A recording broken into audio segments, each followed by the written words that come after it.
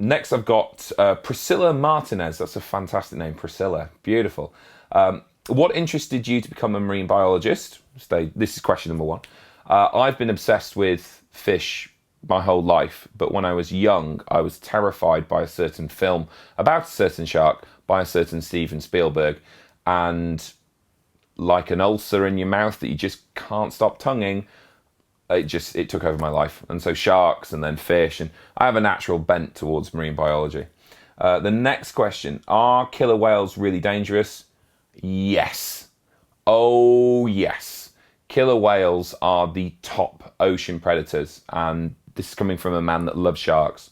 Killer whales are seriously dangerous, and they are clever to boot, and that's what makes them so very dangerous. I love this. If you could breathe underwater, would you live in the ocean? You're damn skippy, hippie. Yes, I would, Priscilla. If I could breathe underwater, I wouldn't be here now. I'd be under the blue, giving it all with the gills. That'd be a winner. And what animal / reptile / bug would you become and why? Don't need to. I'm the blowfish.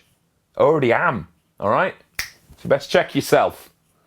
Thank you, Priscilla. Hein Conradi. How many rows of teeth can a shark have? Well, this is a really good question, actually. If you were to add up all the species that we've currently checked, you will find that the average is 15. So 15 rows of teeth. But we most commonly see about 5, between 5 and 10.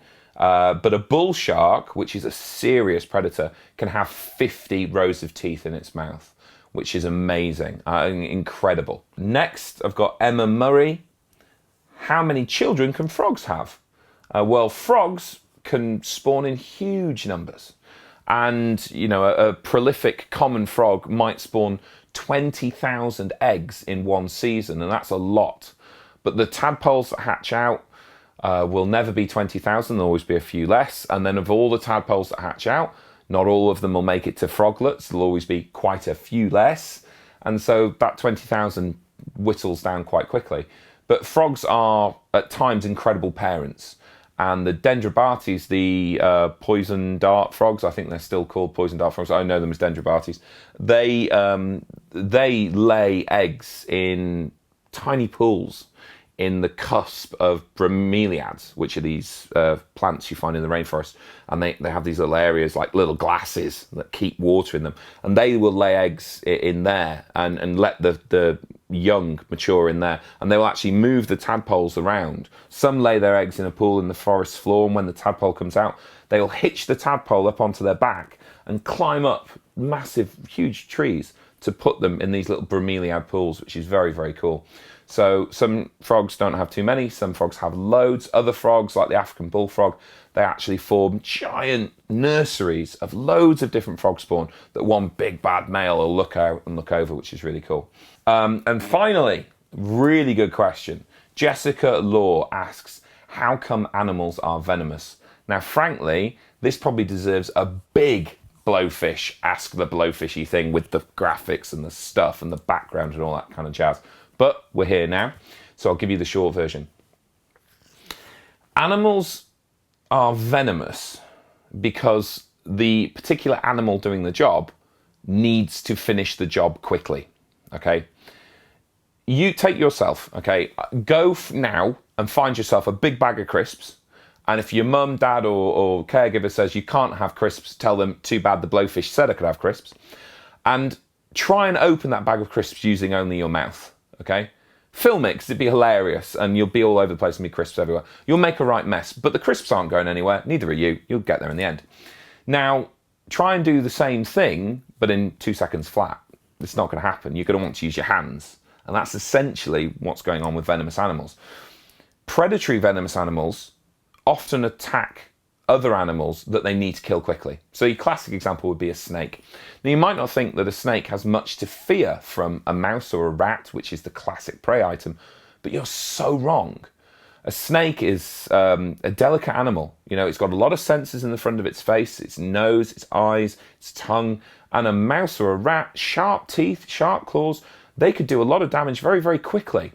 So that snake has to hit, strike, and kill as fast as it can so that it can subdue that animal and get round it and get onto it. The other sign of being venomous are those creatures that don't want to be eaten or attacked. So I was talking before about the Dendrobates, the poison dart frogs, the golden dart frog. And this is an animal that is so venomous that if you were to touch it, the secretions from its skin will go through your skin, they'll pass through your skin into your bloodstream, and you're dead in 2 or 3 minutes. So that, in that case, that is defense. You know, it doesn't want to be messed with. It's brightly coloured to say, please don't mess with me, and anyone that does mess with it dies. So they need to look after themselves, they need to protect themselves, and it's a great defense. Then finally, you get those animals that are venomous because they can't really be bothered to do much else. So things like jellyfish or the Pacific cone shell is a good example.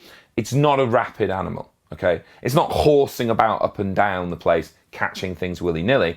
So when it does get a chance to hit prey, it has to make sure it gets that prey. And these animals are usually far more venomous than they need to be. So the Pacific cone shell, I think they call it the golden fleece shell, I think it might be the other name of it. I know it as the cigarette snail, because the natives that know of this snail, they know that it is so venomous that if it strikes you, you have enough time to smoke a single cigarette before you die. And that's because if this animal wasn't venomous and it struck a fish and the fish swam off 20 meters then died, the snail would never get to the fish in time to eat it. But this animal is so venomous that when it strikes a fish, insta-death for the fish, and it can wolf it down. So there we go, guys. That was a big slice of fast Ask the Blowfish. Thank you very much for watching. Keep watching the Ask the Blowfish series. We've got some big questions coming. And obviously, check me out on my normal channel, The Blowfish, where I'll be doing my weekly vlogs, as well as some other special things that might crop up. You've been fantastic. And as always, take the knowledge with you.